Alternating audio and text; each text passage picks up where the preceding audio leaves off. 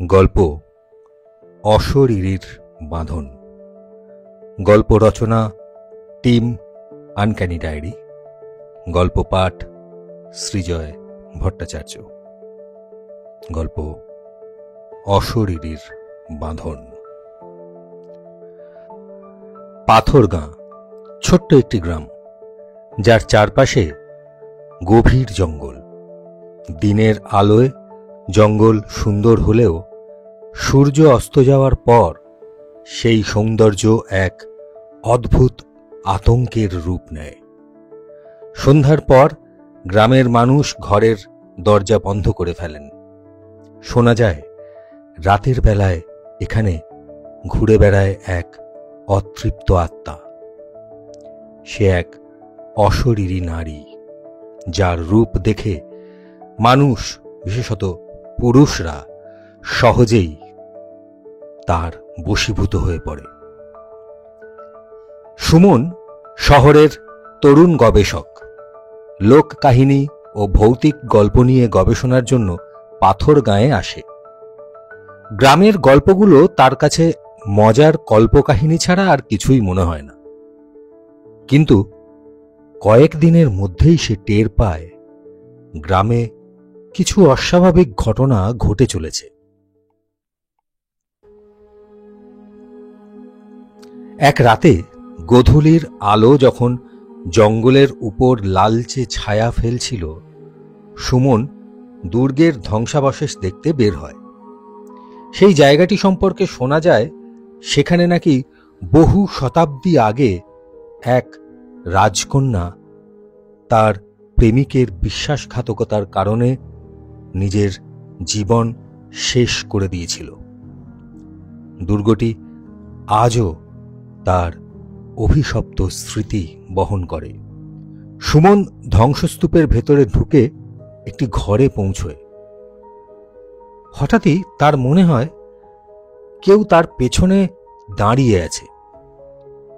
ঘুরে তাকাতেই দেখতে পায় একটি ছায়া মূর্তি ধীরে ধীরে তার সামনে এক সুন্দরী নারীর রূপ নিচ্ছে। তার লম্বা কালো চুল, গভীর কালো চোখ, আর তার ঠোঁটে এক রহস্যময় হাসি।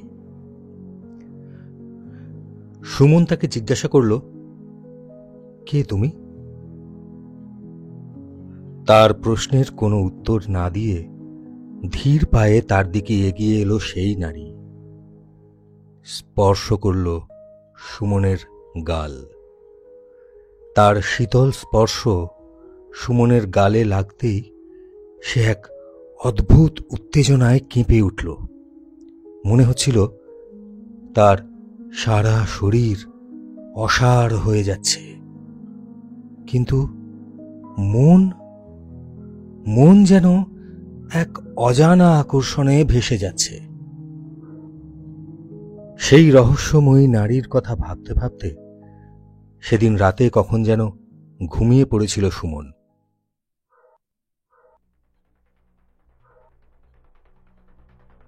মাঝ রাতে হঠাৎ সে টের পায় কেউ যেন তার বিছানার পাশে বসে আছে। চোখ খুলে দেখে সেই নারী। এবার তার মুখ আরো স্পষ্ট, ঠোঁটে যেন এক মোহময় আমন্ত্রণ। নারীটি ধীরে ধীরে সুমনের দিকে ঝুঁকল।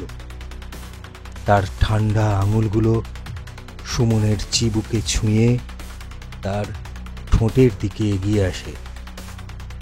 সুমনের মনে হচ্ছিল সে স্বপ্ন দেখছে, কিন্তু সেই নারীর স্পর্শ এত বাস্তব, এত উষ্ণ আর কামনাময় যে সে তা আর প্রতিরোধ করতে পারল না। নারীটি তার ওপরে ঝুঁকে পড়ে। তার দীর্ঘ চুল সুমনের গায়ে পড়ছিল, আর তার ঠোঁট যেন আগুনের মতো গরম হয়ে উঠছিল। ধীরে ধীরে নারীটি সুমনকে নিজের দিকে টেনে নেয়। তার শরীরের ওজন ছিল না, কিন্তু তার প্রতিটি স্পর্শ ছিল গভীর মাদকতায় ভরা।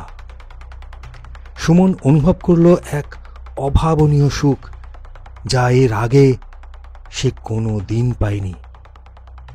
কিন্তু সেই সুখের ভেতরে কোথাও যেন লুকিয়েছিল এক গভীর ভয়। সকালবেলা ঘুম থেকে উঠে সুমন দেখে ঘরের জানলাগুলো বন্ধ। সেই নারীর কোনো চিহ্ন নেই, কিন্তু তার শরীর ক্লান্ত। তার মনে হচ্ছিল সে সারা রাত এক অদ্ভুত শারীরিক অভিজ্ঞতার মধ্যে দিয়ে গেছে। সে বুঝতে পারে না এটি স্বপ্ন ছিল নাকি বাস্তব। সুমন স্থানীয় এক বৃদ্ধার কাছে পুরো ঘটনা খুলে বলে। বৃদ্ধা তার কথা শুনে হেসে ওঠে। বৃদ্ধা বলে, তুমি রাজকন্যার পছন্দ হয়ে গেছো, বুঝেছ? রাজকন্যা তোমাকে পছন্দ করে ফেলেছে। সে তোমাকে সহজে ছাড়বে না। তার কামনা অতৃপ্ত, আর সে সেই কামনার মধ্যে দিয়েই তোমার জীবন শেষ করে দেবে। সুমন প্রথমে এসব কথা বিশ্বাস করেনি, কিন্তু এরপর প্রতিটি রাতেই সেই নারী তার কাছে আসতে শুরু করে।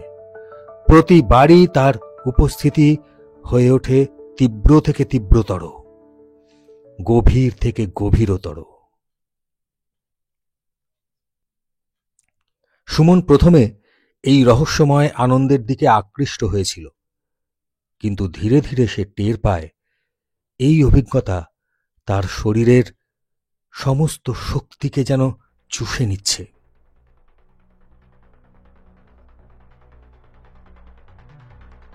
এক রাতে সেই নারী আবার আসে। এবার কিন্তু তার চোখে ভালোবাসার চেয়ে বেশি ছিল ক্রোধ। সে সুমনকে বলে, তুমি আমাকে ছেড়ে যেতে পারবে না। তুমি আমার, চিরকাল তুমি আমার থাকবে। সেই রাতে সুমন অনুভব করে তার শরীরের সমস্ত শক্তি শুষে নেওয়া হচ্ছে। নারীর ঠোঁট, তার স্পর্শ, তার চাহনি, সবকিছু একসঙ্গে এক মরণ খেলায় মেতে উঠেছে।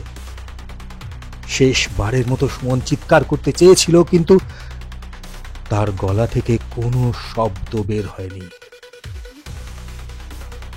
পরদিন সকালে গ্রামবাসীরা সুমনের ঘরে গিয়ে তার নিথর দেহ দেখতে পায়। তার শরীরে কোনো আঘাতের চিহ্ন ছিল না, কিন্তু তার মুখে এক ভয়ের ছাপ স্থির হয়েছিল।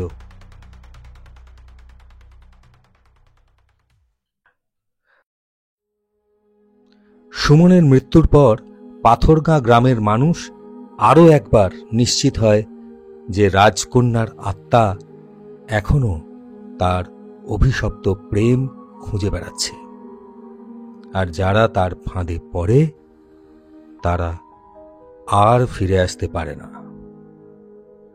সেই নারীর কামনা আর ক্রোধ এখনো পাথরগাঁর রাতে বাতাসে ভেসে বেড়ায়।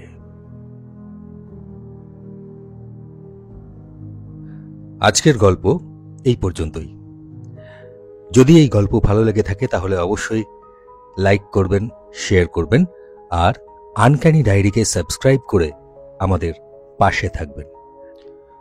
আপনাদের কাছে যদি এরকম কোনো ঘটনা বা গল্প থেকে থাকে তাহলে তা ডেসক্রিপশন বক্সে দেওয়া মেল আইডিতে অবশ্যই পাঠাবেন।